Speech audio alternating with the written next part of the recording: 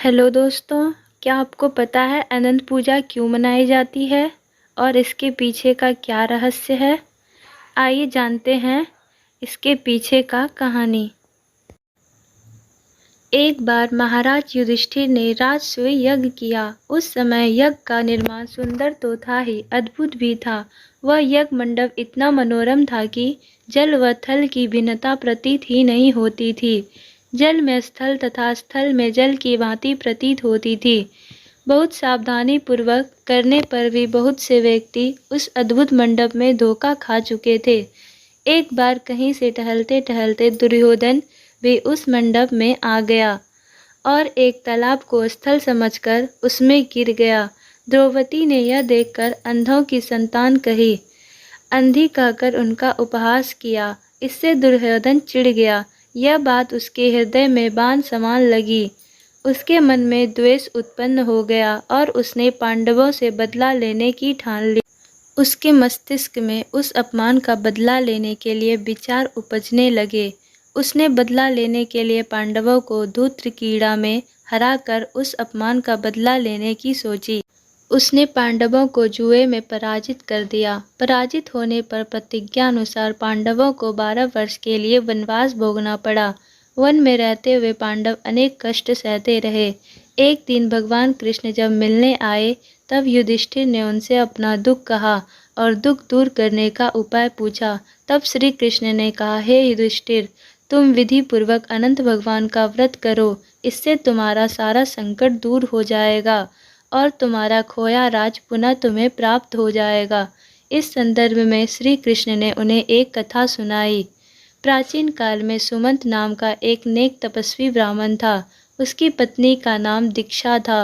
उसकी एक परम सुंदरी धर्मपरायण तथा ज्योतिर्मयी कन्या थी जिसका नाम सुशीला था। सुशीला जब बड़ी हुई तो उसकी माता दीक्षा की मृत्यु हो गई। पत्नी के मरने के बाद सुमंत ने कर्कशा नामक स्त्री से दूसरा विवाह कर लिया। सुशीला का विवाह ब्राह्मण सुमंत ने कौंडिन्य ऋषि के साथ कर दिया।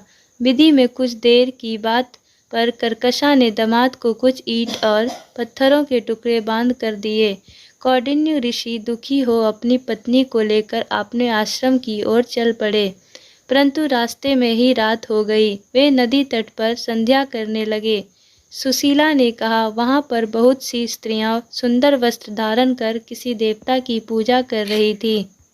सुशीला के पूछने पर उन्होंने विधि पूर्वक अनंत व्रत की महत्ता बताई। सुशीला ने वही व्रत का अनुष्ठान किया और 14 गांठों वाला डोरा हाथ में बांधकर ऋषि कौंडिन्य के पास आ गई। कौंडिन्य ने सुशीला से डोरे के बारे में पूछा तो उसने सारी बात बता दी। उन्होंने डोरे को तोड़कर अग्नि में डाल दिया। इससे भगवान अनंत जी का अपमान हुआ। परिणामतः ऋषि कौंडिन्य दुखी रहने लगे। उनकी सारी संपत्ति नष्ट हो गई। इस दरिद्रता का उन्होंने अपनी पत्नी से कारण पूछा तो सुशीला ने अनंत भगवान का डोरा जलाने की बात कही। पश्चाताप करते हुए ऋषि कौंडिन्य अनंत डोरे की प्राप्ति के लिए वन में चले गए। वन में कई दिनों तक भटकते भटकते निराश होकर एक दिन भूमि पर गिर पड़े। तब अनंत भगवान प्रकट होकर बोले, हे कौंडिन्य, तुमने मेरा तिरस्कार किया था, उसी से तुम्हें इतना कष्ट भोगना पड़ा। तुम दुखी हुए, तुमने पश्चाताप किया है, मैं तुमसे प्रसन्न हूँ। अब तुम घर जाकर विधि पूर्वक अनंत व्रत करो। 14 वर्ष प्रयत्न व्रत करने से तुम्हारा दुख दूर हो जाएगा। तुम धन्य धान्य से संपन्न हो जाओगे। कौंडिन्य ने वैसा ही किया और उन्हें सारे क्लेशों से मुक्ति मिल गई। श्री कृष्ण की आज्ञा से युधिष्ठिर ने भी अनंत भगवान का व्रत किया, जिसके प्रभाव से पांडव महाभारत के युद्ध में विजयी हुए तथा चिरकाल तक राज्य करते रहे।